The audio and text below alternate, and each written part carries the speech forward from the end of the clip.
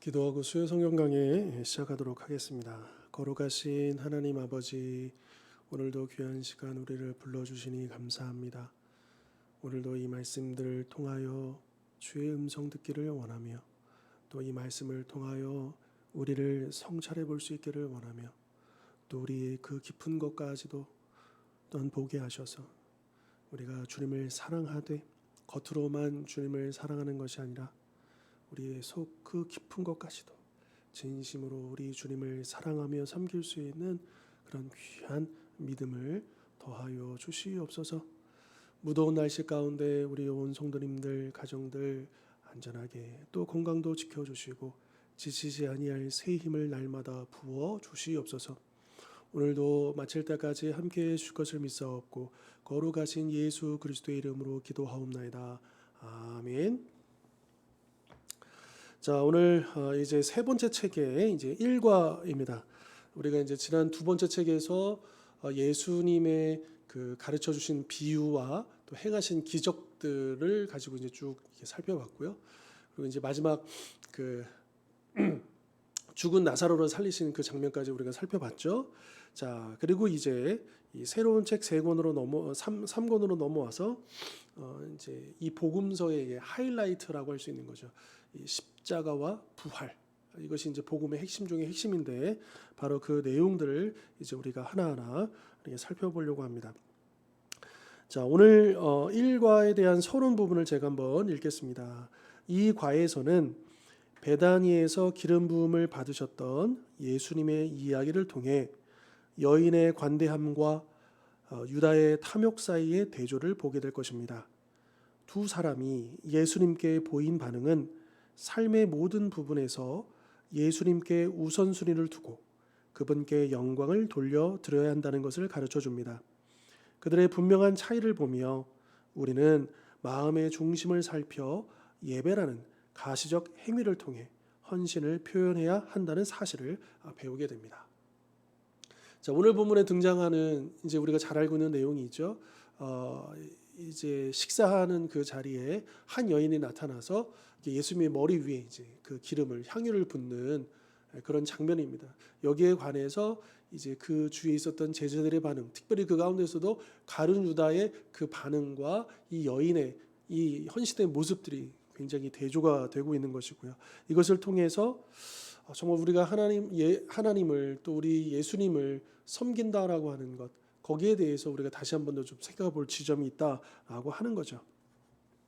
자, 우리 오늘 마태복음 26장입니다. 우리 마태복음 26장 먼저 6절과 7절 말씀 보겠습니다.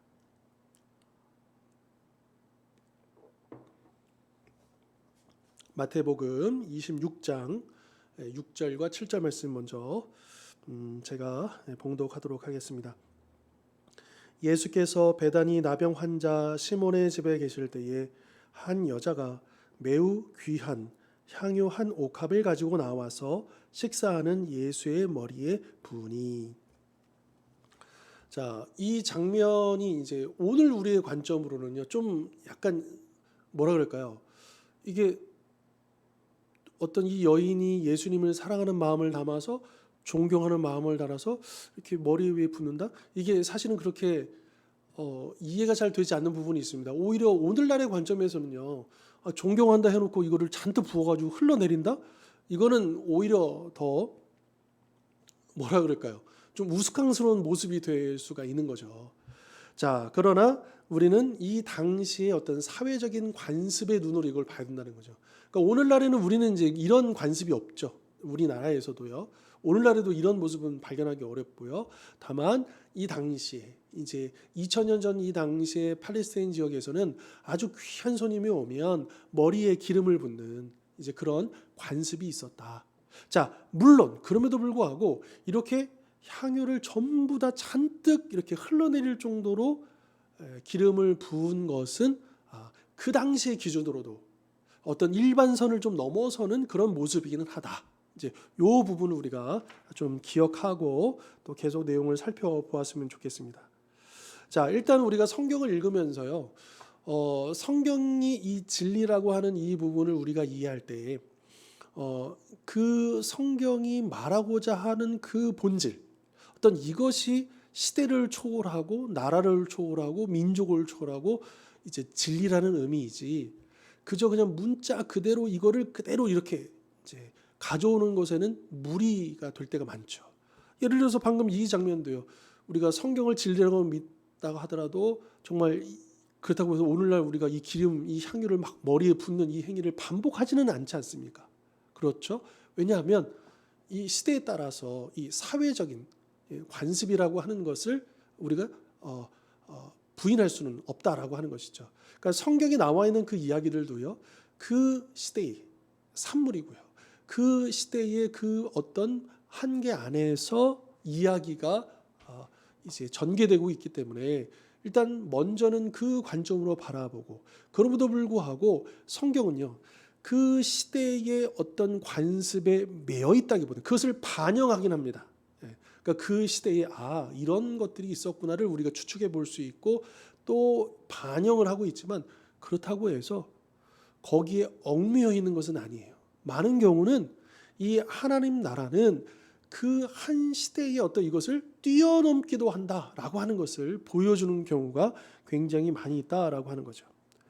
특별히 여러분, 이 식사 자리에, 이 식사에 자리하는 집이 누구냐면 나병 환자 시몬의 집이다라고 얘기하고 있습니다. 자, 참고로 이 마태복음 지금 26장이기 때문에요. 지금 이제 26장, 27장, 28장 이게 예수님의 그 십자가 달려 돌아가시기 직전, 또 이제 잡히시고 또 재판 받으시고 십자가 이게 쭉 연결되는 겁니다. 바로 그 직전입니다. 시간상으로요. 자, 그러니까 이제 유월절이라고 하는 굉장한 중요한 절기 앞에 직전에 만약에 예를 들어서 정말 이 나병 환자 시몬이라는 사람이 이 당시에도 여전히 이렇게 환자였다라고 한다면 문제가 되는 게 하나 있습니다. 뭐냐? 물론 예수님은 전혀 개의치 아니하시고 이제 다른 본문에 보면 다른 나병 환자들도 중풍병자들 다 이제 고쳐 주셨잖아요. 그러니까 종교적으로 이것을 이제 정결법을 아주 중요하게 여기는 이제 일반 유대인들은 이걸 꺼려하죠. 특별히 안식일을 앞두고 이런 중요한 절기를 앞두고 내가 부족해지면 거기에 참여할 수가 없거든요. 그러니까 예수님에게는 이것이 문제가 되지 않지만, 그러나 예수님을 바라보는 그 이스라엘 사람들의 관점에서는 예수님을 부정한 사람으로 여길 수가 있는 거죠. 자, 그래서 이제 성경학자들은 아마도 물론 예수님이 이 나병 환자를 꺼려하는 건 전혀 아니지만, 그러나 이제 유월절에 참여하시는 어떤 이런 상황들을 우리가 봤을 때 아마도 이 나병 환자는 이미 예수님께 고침을 받았던, 그러니까 나병은 이제 과거형이었던 거죠. 그리고 이제 현재는 이미 고침받은 이후의 상황이라는 거죠. 그래서 이제 그 집에 식사를 함께 하고 있었다. 우리가 그렇게 생각해 볼 수 있고요. 그럼에도 불구하고 우리는 이렇게 예수님께서 이 당시의 그 시대적인 한계는 뭐냐면 그 율법적으로 어떤 부정한 사람들은 멀리하는 거예요. 접촉하지 않는 거예요. 근데 예수님이 오셔서 하나님 나라는 그렇지 않다. 오히려 그들에게 다가가고 그들을 만지시고 고치시는 것을 보여주는 거죠. 자, 이렇게 그 시대의 어떤 이제 뭐라 그럴까요? 기준 또 관점, 이것들은 이제 뒤집어 엎는, 이것이 이제 복음의 아주 혁신적인 그런 모습이다라고 하는 것입니다. 자, 그런데 이 같은 내용을 다루고 있는 요한복음 12장을 보면 이 여인이 누구였느냐? 자, 여기가 베단입니다. 베단이는 우리 지난 시간에 봤던 바로 그 마르다, 마리아, 나사로, 그가 살던 동네의 베단이고요. 그리고 요한복음 12장은 마침 이 여인이, 향유를 부은 여인이 바로 마리아였다라고 밝혀주고 있습니다. 자, 그러면 이런 생각해 볼 수 있죠. 그러면 마리아는 어떻게 이 향유를 부을 생각을 했을까? 일단은 이제 귀한 손님이니까, 귀한 분이니까, 내가 사랑하는 분이니까 그 마음을 표현하기 위해서 기름을 부을 수 있지만, 이것은 아까도 말씀드렸지만 그 당시의 기준으로도 그걸 넘어설 만큼의, 좀 지나침이 있어 보일 만큼의 그런 헌신의 행동이었거든요. 자, 그러면 마리아는 앞으로 예수님이 가게 될 그 길들을 다 알고 있었을까? 그리고 예수님이 이제 이 길로 십자가에 달려 돌아가시고 더 이상 자신이 예수님을 위해서 할 수 있는 것이 없었을 것이라고 다 알고 이해하고 이 행동을 했었을까? 라고 하는 질문입니다.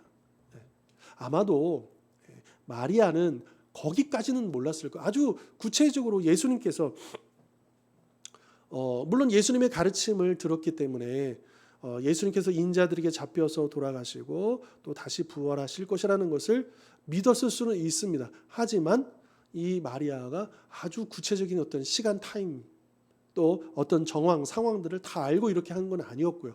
더군다나 자신이 이 향유를 부은 것은 나는 예수님의 장례를 위해서 이렇게 특별하게 행동해야지 이렇게 의도해서 했다고 보기는 좀 어려운 감이 있는 거죠. 사실은 여기서 중요한 것은 마리아가 이 날에 자신이 향유를 부은 이것의 의미가 무엇이었는지, 정확한 의미가 무엇이었는지 이제 나중에 예수님 밝히시잖아요. 이것이 예수님 당신의 그 장례를 위하여 행한 좋은 선한 일이었다라고 밝혀주고 계시는데, 마리아가 그 의도를 알았던 몰랐던 간에 중요한 것은 마리아는 자기가 할 수 있는 최선으로 예수님께 그 사랑을 표현했고 또 자신이 드릴 수 있는 최선으로 헌신을 했다. 근데 그것이 공교롭게도 마침 예수님의 그 장례를 위한 귀한 헌신의 본보기가 되었다라고 하는 거예요. 그러니까 마리아는 내가 사람들에게 본보기가 돼야지. 그래서 어떤 자신의 어떤 이름을 드러내고 자신의 행동을 드러내고 인정받기 위함이 아니라 진정으로 예수님을 섬기기 위해서 내가 어떻게 하면 예수님을 최고로 섬길 수 없을까? 이런 생각, 이런 사모함 속에서 이런 행동을 했다는 거예요. 그리고 그것이 우리 주님으로부터 기쁘게 받으시는 헌신이 되었다라고 하는 것이죠. 자, 그러면 이 마리아의 이 행동을 보고 그 주변에 있었던 제자들 어떤 반응을 보였을까? 우리가 잘 알고 있지만 그래도 본문을 통해서 한번 확인해 보겠습니다. 자, 이어지는 본문 26장 8절로 13절입니다.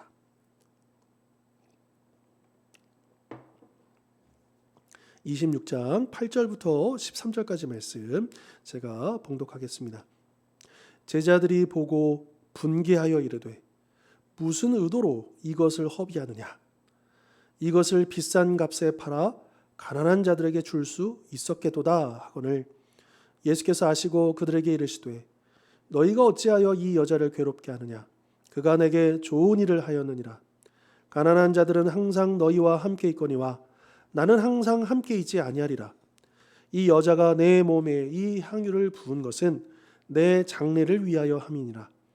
내가 진실로 너에게 이르노니 온 천하에 어디서든지 이 복음이 전파되는 곳에서는 이 여자가 행한 일도 말하여 그를 기억하리라 하시니라. 아멘. 자, 여러분 이 8절에 보면 무슨 의도로 이것을 허비하느냐? 자, 이 질문은 이 제자들이 이 마리아의 행동을 어떻게 보고 있는지를 아주 잘 말해주고 있는 거죠. 그러니까 제자들이 보기에는요, 이렇게 비싼 이 일반적이지 않는 그 지나치게 보이는 이런 행동들은 좀 이해할 수 없었다. 제자들 입장에서도요. 그리고 이것을 허비한다, 낭비한다 그랬잖아요. 야, 이것을 물론 마리아 너가 예수님을 사랑하는 거 알고 예수님을 섬기는 거 알고 그 마음으로 한 거 아는데 이건 좀 너무 지나쳐라고 하는 이제 그런. 근데 이제 분개하다라는 말까지 쓴다는 것은 그 이상이었다라고 하는 거죠. 그러니까 이 제자들은 이 마리아의 행동을 이건 좀 너무 지나친 낭비적인 헌신이라고 생각을 했고, 물론 제자들이 그런 의도를 가졌던 건 아니지만 결과적으로는 이 마리아의 행동은 예수님의 그 장례를 위한 좋은 일이었잖아요. 그렇기 때문에 이 제자들이 어떤 이런 비난은요, 그들의 의도는 아니었지만 결과적으로는 예수님의 그 장차 있을 그 죽음과 부활을 모욕하는 그런 결과를 낳고 말았다라고 하는 거죠. 사실 이때 마리아가 부은 이 향유는요, 굉장히 비싼 물건입니다. 이 마태복음은 그냥 그 향유가 아주 매우 비쌌다라고만 표현하고 있는데요, 마가복음이나 요한복음을 보면 300데나리온의 가치가 있었다. 우리가 잘 알다시피 이 당시에 하루 노동자의 품삯이 1데나리온 정도 되었으니까 300데나리온이면 거의 이제 1년치 연봉에 해당되는 하루 일해서 그 노동자의 그 품삯을 기준으로 한다면요. 그렇게 굉장한 값어치가 있는 이제 굉장한 이제 비싼 물건이었다라고 하는 거죠. 자, 예를 들어 보면 누군가가 뭐 이 300데나리온을 그냥 직접 바로 이렇게 환산할 수는 없지만 뭐 오늘날 우리가 일반 뭐 노가다를 한다 그러면 뭐 예를 들어서 뭐 하루 10만 원을 받는다 그러면 그것을 이제 300일 하면 3천만 원 되잖아요. 그럼 당장 누가 이 3천만 원 그냥 길바닥에 뿌렸다고 한번 생각해 보십시오. 이게 바로 이 제자들이 왜 이 마리아를 향해서 그런 비난을 했는지 그것을 좀 우리가 조금은 그 심정을 이해할 수 있는 거죠. 그것을 왜 그렇게 태워버려? 그냥 길바닥에 뿌려버려. 차라리 어디다 기부를 하지. 또 좀 이게 가난한 사람들에게 돕지. 이제 이런 이제 관점이었던 거고요. 자, 그런데 이제 이렇게도 생각해 볼 수 있죠. 같은 내용이지만 어떤 분이 평생도록 이게 조금씩 모았던 평생토록 그 저축했던 것을 주님을 위해서 이렇게 내어놓았다라고 한번 우리가 생각해 보면 이게 바로 마리아의 헌신의 어떤 의미가 될 수도 있지 않겠는가. 참고로 이 당시에는요, 뭐 아까 그 노동자가 하루 품삯의 1데나리온을 받는다고 했는데 이 당시에 여인들은요, 그 한 데나리온 받는 그 노동을 할 만큼의 일자리가 없었어요. 그러니까 이 마리아가 자기가 막 뭔가 일자리를 해가지고 모아서 어떤 갖게 된 소유하게 된 향유는 아닐 것이다라고 보는 거죠. 그래서 이제 여러 학자들은 아마도 이 향유는 그 값어치를 생각해 봤을 때 그 집안에 아주 뭐 가보라고 하기는 좀 그렇지만 굉장히 그러니까 이게 마리아 개인의 소유가 아니고 그 집안에서 이렇게 어렵게 가지고 있는 소유하고 있는 아주 그러한 재산 목록이 아니었을까 또 이렇게 추측해 보기도 합니다. 자, 이렇게 마리아는요 최선을 다해서 예수님을 섬기고 예수님께 헌신을 표현했잖아요. 사랑을 표현했잖아요. 근데 제자들로부터는 그 행동에 대한 비난을 받아야만 했다라고 하는 거죠. 제자들은 마리아를 향해서 분개하고 그녀를 비난하고 꾸짖었습니다. 자, 그러면 이 제자들의 분노가 정당했는가? 과연 그 제자들은 어떤 기준에서 낭비라고 보았을까? 하나님 나라를 위한 사랑보다 자신들 나라를 위한 사랑에서 나온 것은 아닐까? 그러니까 이 제자들이 정말로 하나님 나라의 관점에서 이것을 바라보았는가? 아니면 지극히 이 세상의 나라의 관점으로 그것을 보았는가?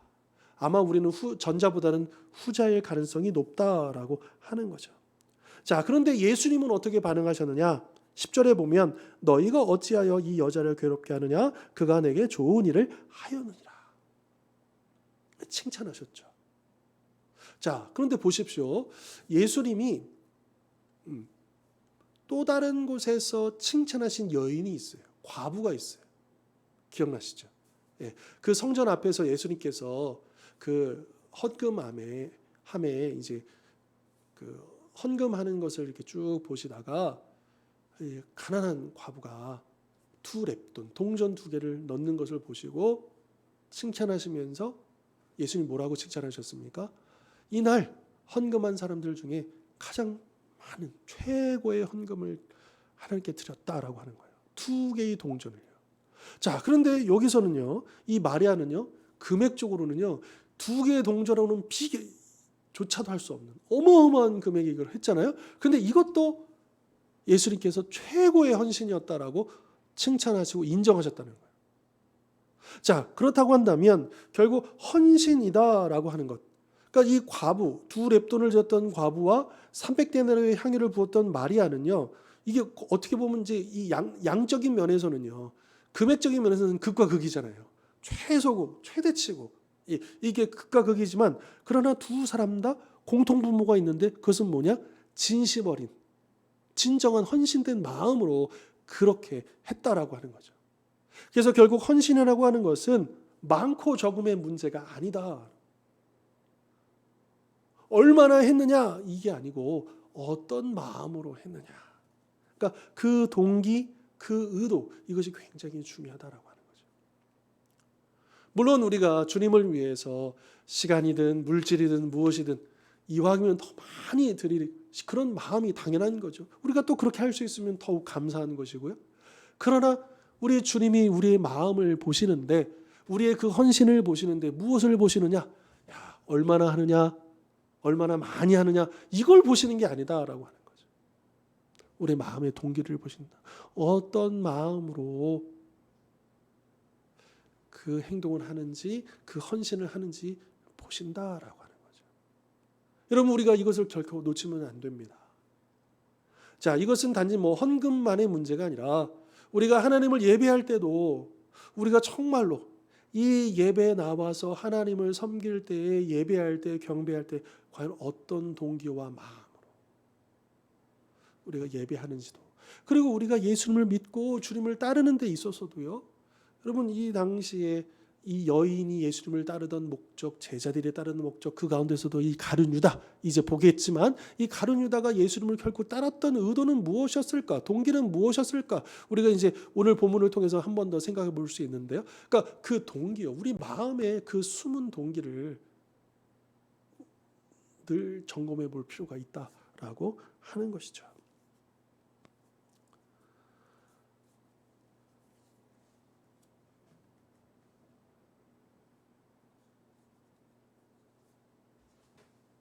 사실은 이제 이 어뜻 보기에는 제자들의 반응이 일반적인 경우에서는 맞는 말이었어요. 그렇죠. 그거를 가져다가 가난한 사람들을 돕는 게 아예 틀린 말은 아니라고 볼 수 있는 거거든요. 그런데 예수님께서 이 타이밍에는요, 이 시점에는 오히려 그런 제자들을 꾸짖으시고 이 마리아의 행동을 칭찬하시는데, 왜 그러냐면 이 시점에서 이 마리아의 행동은 일반적인 그 선을 넘어섰지만 어떤 특별한 행동이 되었기 때문이다라고 하는 거죠. 그러면서 이제 예수님께서 이런 말씀하시잖아요. 11절에 가난한 자들은 항상 너희와 함께 있거니와 나는 항상 함께 있지 아니하리라. 그러니까 여기서 이제 예수님께서 하시는 말씀은 가난한 자들을 돕는 게 틀렸다라고 말씀하시는 게 아니라, 여기 포인트는 이제 후반부에 있는 거죠. 나는 항상 너희와 함께 있는 것이 아니다. 지금 이제 곧 십자가에 달려 죽으시게 될 것이고, 사실은 이 예수님의 장례가요, 정상적으로 드려지지는 못합니다. 이제 급하게 그 유월절을 앞두고 십자가에서 급하게 내려가지고 그 아리마대 요셉이 그 이제 새 무덤에 이제 안치를 시키잖아요. 근데 그 과정 속에서 보통 일반적인 어떤 장례 절차를 할 수가 없었어요. 이 유월절 안식일이 시작되었기 때문에. 그러니까 쉽게 말하면 그 시체를 이렇게 하면서도 기본적인 그 향유조차도 발라드리지 못한 채 그 장례를 치르게 되었다라고 하는. 그러니까 이때 마리아는요, 그 예수님의 그 장례와 관련해서는 처음이자 마지막으로 그 향유를 부어드린 아주 귀한 일이 되었다라고 하는 거고, 이것에 대해서 예수님은 정확하게 알고 계셨죠. 그래서 예수님은 그런 관점에서 이 마리아에게는 이제 가난한 자들을 도울 기회는 언제든지 있지만 예수님이 죽으시기 전에 그분을 섬길 수 있는 마지막 기회였다라고 하는 것을 분명하게 말씀을 해 주셨다라고 하는 겁니다. 자, 일단 읽지 말아야 되는 이 가난한 자들을 위한 우리 어떤 그들을 향한 이제 어떤 구제 사역들 돕는 것들은 굉장히 중요합니다. 이것은 일관되게 구약을 보든 신약을 보든 하나님께서는 그 가난한 자들을 도울 것을 명령하셨어요. 이것이 우리 믿는 자들이 해야 할 일이라는 것을 강조하고 계십니다. 여러분, 요즘 우리가 사도행전 말씀 묵상하고 있잖아요. 자, 사도행전에도 4장에 보면 어떻습니까? 예루살렘 그 교회가 한마음 한뜻이 되어서 유무상통, 있는 것은 없는 것은 다 서로 통용하면서 한 가족처럼 서로 필요를 나누고 공급해주고 그렇게 한 공동체가 되잖아요. 그래서 그 결과가 어떻게 되느냐? 그 가운데 가난한 자들이 한 사람도 없었다. 이것은 이제 그 물건들을 다 이제 n분의 1 해가지고 똑같이 만들어줬다는 그런 의미가 아니죠.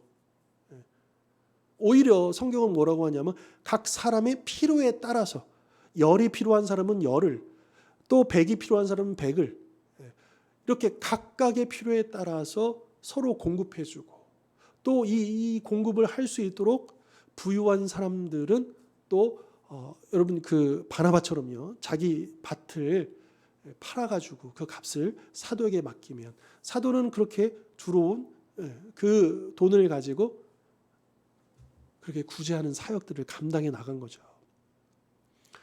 이 당시에 예루살렘 교회 성도들 가운데 밭을 팔아가지고 집을 팔아가지고 헌신할 수 있던 사람들은요 10%도 안 될 거예요. 상위 아주 소수의 사람들이었을 뿐이에요. 이 당시에 대부분은 다 하루 벌어 하루 먹는 사람들이 대부분이었거든요. 그러니까 각각의 소율은 다르지만 그러나 상대적으로 더 여유가 있는 사람들이 그러지 못한 사람들에게 흘러갈 수 있도록, 이제 이거를 보통 이제 플로잉, 흘러간다라고 이렇게 얘기하거든요.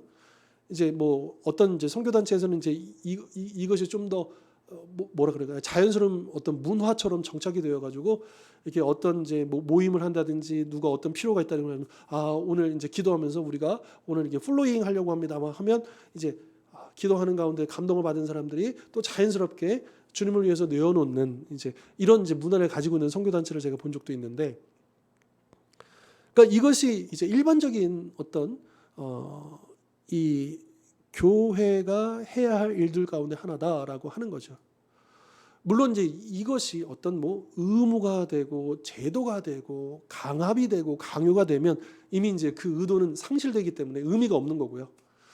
오직 은혜를 받은 사람들이 성령의 감동을 받은 대로 자연스럽게 하는 것, 그것이 진정한 헌신이 될 것이고, 그리고 이렇게 교회는 또 성경은 가난한 자들을 돕는 것, 이 일들을 장려하고 있고 권면하고 있고 또 하나님께서 명령하고 있다라고 하는 것 우리가 잊지 말아야 될 것입니다. 자, 그런데 또 성경은 이런 거 있죠. 잠언에 보면 뭐 할 때가, 그러니까 때가 있다라고 하는 거예요. 그런 관점에서 우리가 적용해 본다면 가난한 자들에게 그 향유를 나눠줘야 할 때가 있고 그리스도께 향유를 부어드려야 할 때가 있다라고 우리가 적용해 볼 수 있는 거죠. 그래서 아까 읽었던 그 26장 13절에 보면 예수님께서 뭐라고 하시느냐, 온 천하에 어디서든지 이 복음이 전파되는 곳에서는 이 여자가 행한 일도 많아요 그를 기억하리라. 자, 예수님께서 이렇게 말씀하시는 이유는 무엇이겠습니까? 아까 10절에서 얘기했던 것처럼 이 마리아가 예수님의 장례를 위하여 좋은 일을 했다라고 예수님께 그것을 인정해 주셨기 때문이다라고 하는 거죠. 그래서 예수님의 그 십자가의 죽음을 통한 이 죄사함의 복음이 전파되는 곳마다 이 여인의 이 헌신도 같이 전파되어질 것이다라고 예수님은 축복하셨고 약속하셨다라고 하는 것입니다. 자, 그다음 이 제자들이 이제 비난하고 했는데 그 제자들 가운데서도 유독 이 가룟 유다는 더 특별한 행동과 반응을 보이게 되는데요. 자, 26장 14절로 16절의 말씀입니다. 26장 14절로 16절의 말씀. 그때에, 제가 봉독합니다. 14절. 그때에 12 중에 하나인 가룟 유다라 하는 자가 대제사장들에게 가서 말하되 내가 예수를 너희에게 넘겨주리니 얼마나 주려느냐 하니 그들이 은 30을 달아주거늘 그가 그때부터 예수를 넘겨줄 기회를 찾더라. 아멘. 자, 갑자기요, 이 마리아의 헌신의 이야기에서 갑자기 가룟 유다의 배신 이야기로 넘어갑니다. 이게 어떻게 된 걸까?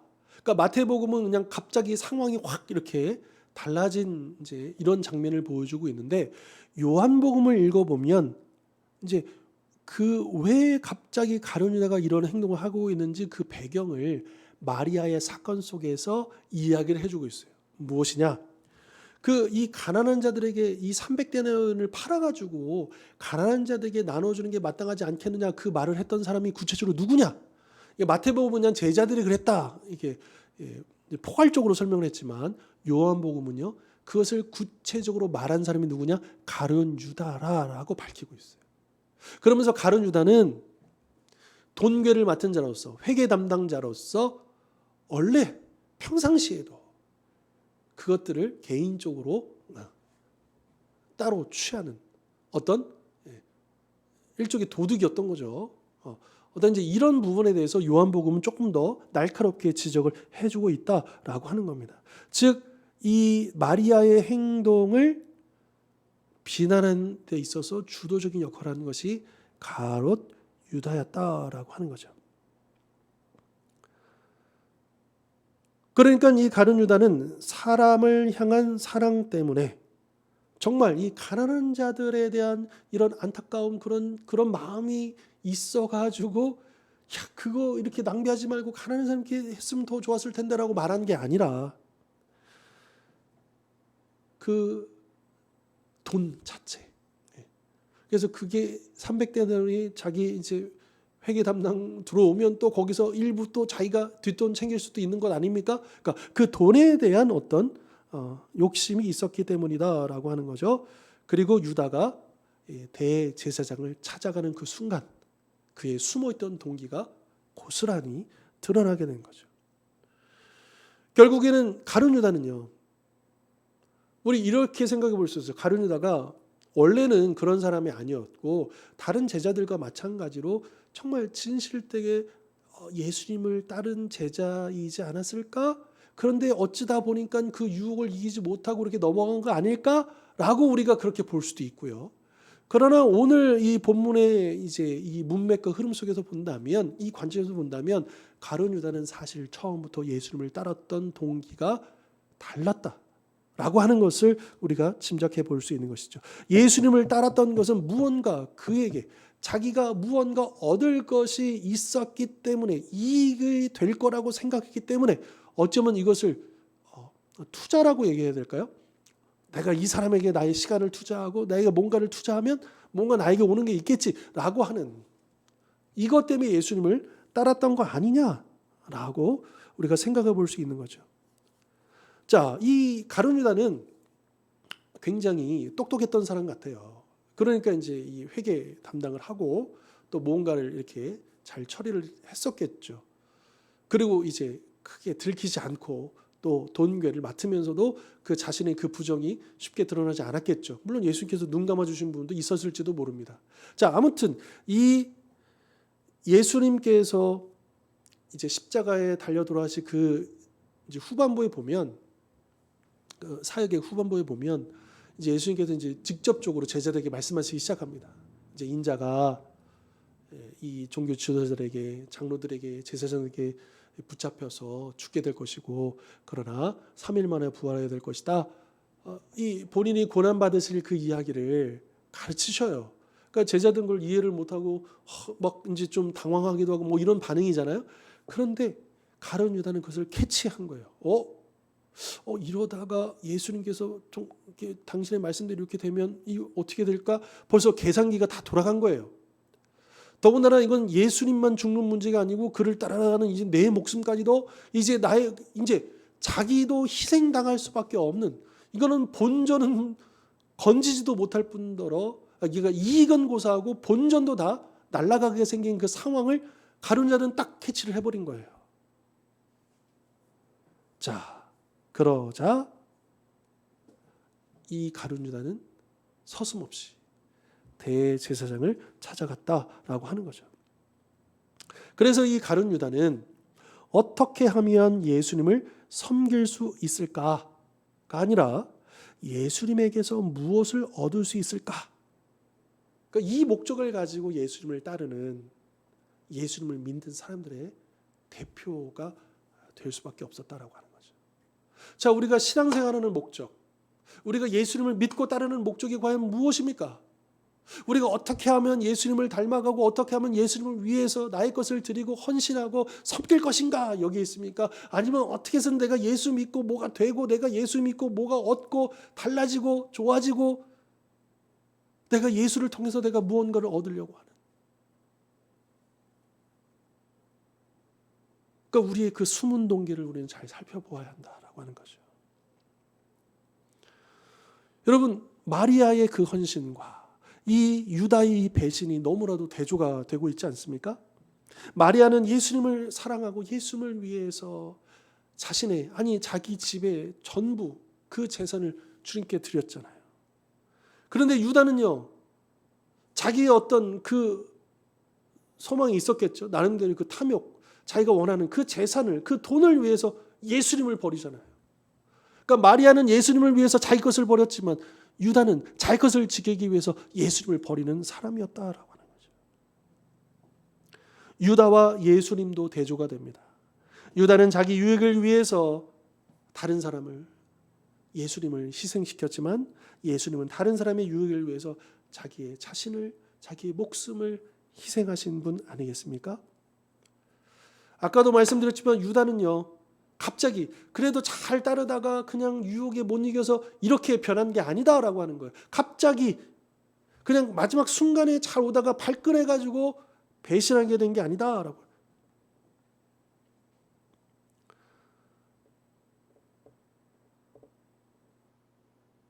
그가 대제사장을 찾아갔다고 했는데 이 베다니에서 예루살렘 그 제사장이 있는 곳은 이제 예루살렘 성전 안에 있을 거 아니에요. 여기까지가 3km가 넘어요. 약 3km가.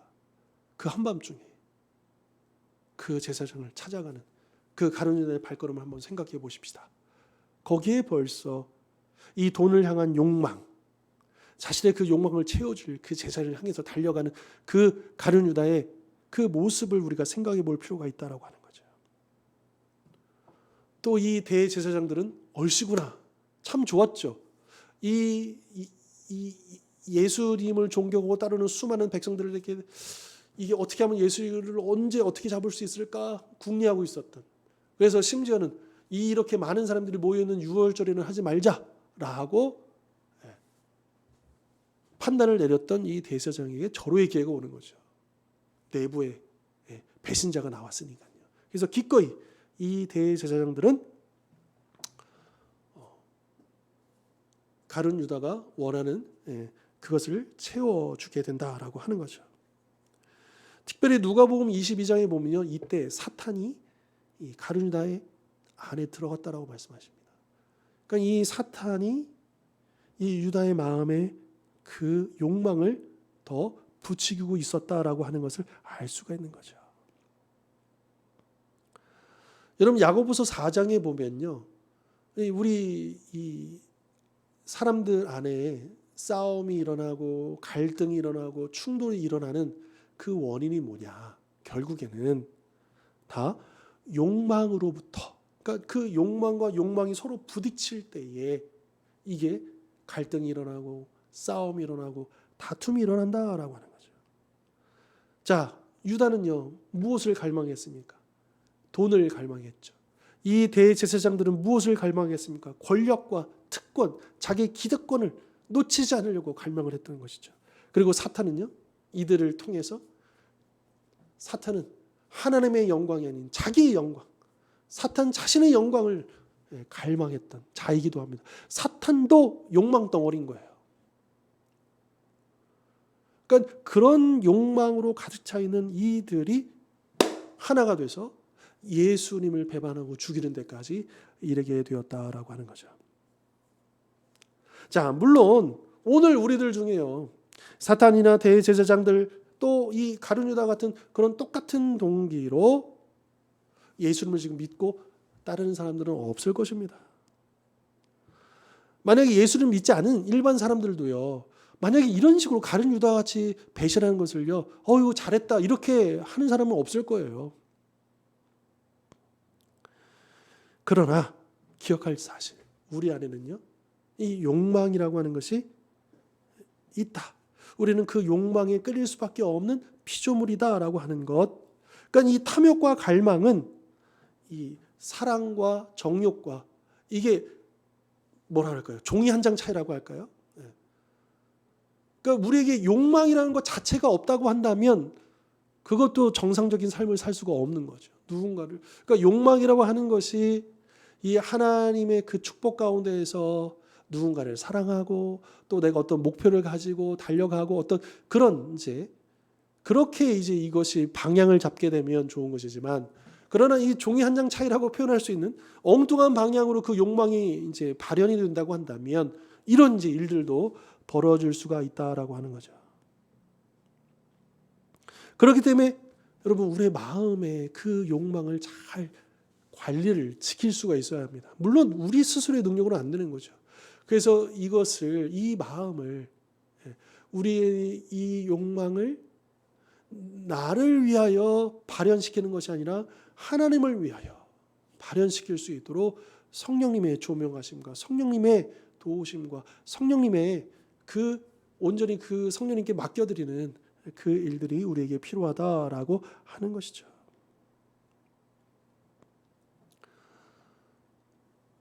그러니까 오늘날의 우상이라고 하는 것이 그래서 나 아닙니까? 나의 탐욕, 나의 욕심, 나를 위한, 나 중심의 모든 신앙생활뿐만 아니라 우리 일상생활 속에서도 나 중심의 이 모든 것들이 하나님과의 관계도 그렇고 가족과의 관계도 그렇고 지체들과의 관계도 그렇고 이웃들과의 관계도 그렇고 이기적이고 나 중심의 나를 우선하는 어떤 이런 생각들이, 이런 가치관이 결국에는 많은 문제와 충돌과 갈등을 일으킬 수밖에 없다라고 하는 거죠. 그러나 하나님 우선순위를 두고 하나님을 위해서 내 삶이 맞춰진다면 하나님과의 관계도 사람과의 관계도 달라지고 그 안에 갈등과 또 충돌이 아니라 평화와 화평과 그 안에 기쁨과 감사가 넘치게 될 수 있다라고 하는 것입니다. 자, 결론 부분 제가 한번 읽어볼게요. 나눔을 위한 동기가 다른 사람으로부터 칭찬을 받기 위한 것이거나 어떤 대가를 위한 것이라면 그것은 탐욕과 다르지 않습니다. 만약 노골적인 탐욕 때문에 너그러워질 수 없다면 우리 삶의 소명이 자신의 안락보다 못하다는 것을 드러내는 것입니다. 또한 하나님보다 다른 것을 더 소중히 여기고 그리스도의 영광보다 자신의 영광을 더 갈망한다는 것을 보여주는 것입니다. 성경은 하나님의 백성은 즐겨내는 것이 특징이라고 분명하게 말합니다. 관대함과 탐욕으로 마음이 뒤죽박죽 복잡해질 때조차 성령님의 판단하시는 능력이 우리로 하여금 회개하고 하나님께 영광을 돌리게 합니다. 하나님은 마음에서 우러나온 사랑으로 우리를 위해 자기 아들을 내어주셨으니 자기 백성을 불러 예배로 헌신을 표현하라고 요구하실 수 있습니다. 그러므로 우리는 우리 구원자께 사랑과 헌신을 아낌없이 바치는 모범을 보여준 마리아를 본받아야 할 것입니다. 여러분, 마리아가 예수님께 이 값비싼 향유를 부은 것은 제자들이 말한 대로 낭비가 아니고 거룩한 예배의 행위였다. 하나님을 경배하는 그런 일이었다라고 하는 거죠. 예수님은 마리아가 향유 부는 것을 허락하심으로써 당신께서 이 세상 그 무엇보다 더 소중한 존재인 것을 분명하게 보여주셨다라고 하는 것이죠. 우리가 하나님을 사랑한 것과 이웃을 사랑한 것은 절대 모순되지 않습니다. 그러나 우선순위는 하나님께 있는 것이죠.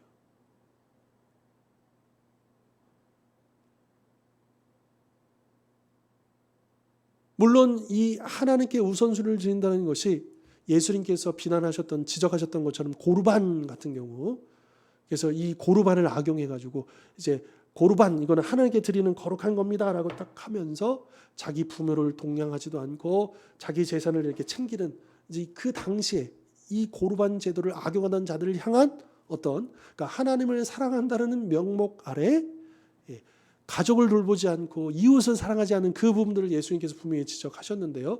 그러면 안 되지만 그럼에도 불구하고 우리는 우선순위는 분명히 해야 합니다. 우리가 하나님을 사랑하는 그 마음을 가지고 가족을 돌보고 지체들과 이웃들을 사랑하고 섬기는 것, 이것이 일반적인 우리의 모습이지만 그러나 우리에 있어서 가장 우리가 최고의 헌신을 드려야 하고 최고의 것을 드릴 분은 오직 하나님 한 분이시죠. 이 우선순위를 헷갈리면 안 되고 분명히 해야 한다라고 하는 것입니다. 여러분, 우리는 이 마리아의 모습, 또 이 가룟 유다의 모습을 보면서 과연 우리가 딱 극과 극은 아닐 거예요. 이 마리아, 가룟 유다 이러지는 않을 거예요. 그러나 우리가 어디에 더 가까운가는 우리가 생각해 볼 수 있겠죠. 내가 예수님을 믿고 예수님을 따르는 그 동기가 무엇인가를 점검해 봤으면 좋겠습니다. 그리고 우리가 이 마리아를 본받아서 우리가 정말 예수님을 사랑하고 또 하나님을 섬기기 위해서 내가 어떻게 해야지, 이런 마음을 가지고 이런 생각을 가지고 우리가 앞으로 또 그렇게 신앙생활해 나가야 되지 않겠습니까? 주를 위해서 드리는 것이 아깝다라고 한다면 벌써 그 마음에 문제가 있는 것입니다. 우리의 주님은 많고 적음을 보시지 않는다라고 하셨죠. 우리의 그 중심을 보신다. 정말 우리가 중심을 우리가 온전히 드릴 수 있다면 그것이 많든 적든 무슨 문제가 있겠습니까? 다시 한 번 더 우리의 우선순위를 점검하고, 그리고 우리가 이 세상의 그 어떤 것보다도 우리 하나님을 더 귀히 여기고, 또한 예배를 통해서 또 여러 가지 우리가 수고하고 봉사하고 섬기는 그 일들을 통해서 우리 주님께로 헌신할 수 있는 그런 우리 성도님들, 또 우리 주원교회가 될 수 있기를 주님의 이름으로 축복합니다. 기도하겠습니다. 하나님 아버지, 마리아가 예수님의 머리 위에 그 향유, 그 옥합을 깨뜨려서 그것을 전부 다 부었을 때 어떤 마음이었을까요? 우리가 그 마음을 본받기를 원합니다. 기꺼이 아낌없이 주님께 부어드렸던 마음을 우리에게도 허락하여 주십시오. 거룩한 낭비할 수 있는 믿음을 허락하여 주십시오.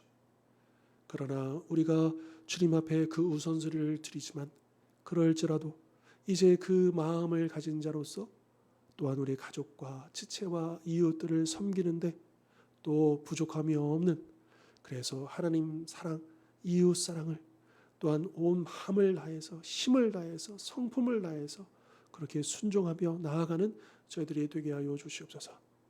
주님, 혹여라도 가룟 유다와 같은 그 탐욕이 자리 잡지 않게 해주십시오. 우리가 성령을 의지하지 아니하고 우리의 본성 그대로 놔두게 되면 너무나도 당연히 우리는 탐욕에 기울 수밖에 없습니다. 그러하기 때문에 우리는 늘 성령을 의지해야 하고 성령님께 순종해야 하고, 그래서 우리 육체 안에는 그 욕심을 이제 성령의 능력으로 또한 그렇게 그 성령님의 그 통제 아래 둘 수 있는 그런 믿음도 우리에게 허락하여 주시옵소서. 그래서 우리가 주님을 따르는 그 목적이 예수님을 통해서 내가 무엇을 얻을 수 있을까에 있는 것이 아니라 내가 어떻게 하면 예수님을 더 잘 섬길 수 있을까에 맞춰줄 수 있도록 그렇게 주를 위해 달려가는, 주님만을 사랑하고 섬기고 헌신하는 우리 주원의 모든 성도님들, 또 우리 주원교회가 될 수 있도록 축복하여 주시옵소서. 감사드리고 걸어가신 예수 그리스도의 이름으로 기도하옵나이다. 아멘. 예, 감사합니다. 오늘도 함께 해주셔서 감사하고요. 우리 다음 시간에는 이제 드디어 이제 예수님께서 예루살렘에 입성하시는 장면. 그러니까 유월절 전에 이 베다니에 계셨다가 드디어 이제 나귀를 타고 이제 입성하시는 그 장면 또 계속해서 살펴보도록 하겠습니다.